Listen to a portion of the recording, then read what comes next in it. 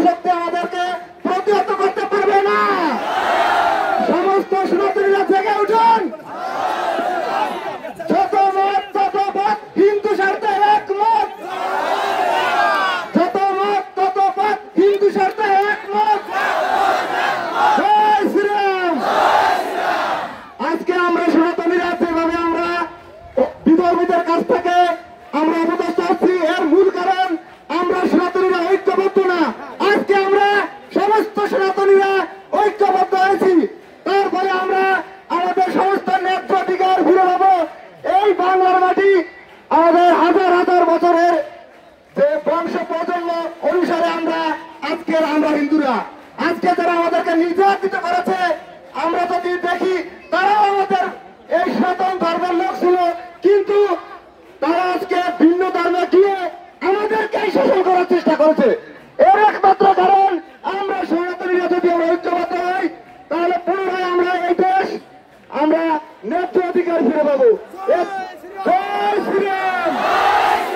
হরে কৃষ্ণ হরে কৃষ্ণ কৃষ্ণ কৃষ্ণ হরে হরে হরে রাম হরে রাম রাম রাম হরে হরে।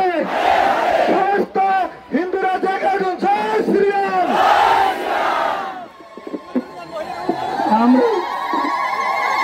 আমাদের আজকের প্রোগ্রাম আমরা এখানে শেষ করছি।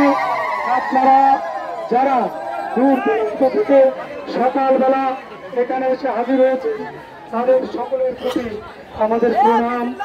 আজীবন আমারও আপনাদের পাশে থাকার কথা দিচ্ছি। যে কোনো কর্মসূচি পরবর্তীতে আমরা সেই কর্মসূচি বাস্তবায়ন আবার করতে হবে। আমরা শাহাদকে আমাদের সনাতনী ভাই বোনেরা জেগে উঠেছে।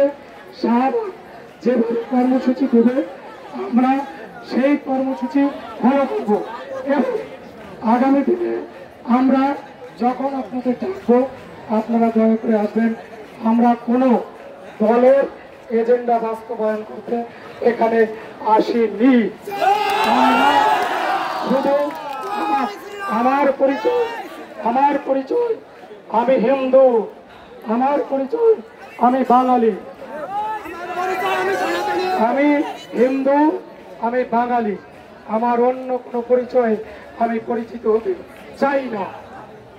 আগামী দিনে কোনো হিন্দু যদি কারোর উপর কোনো অভিযোগ হয়, কারোর উপর যদি কেউ আক্রমণ করে, কারোর ভাইকে যদি কেউ আহত করে, ঘর জ্বালিয়ে দেয়, মা বোনদের উপর কোনো অত্যাচার করে, আমাদের বলবেন।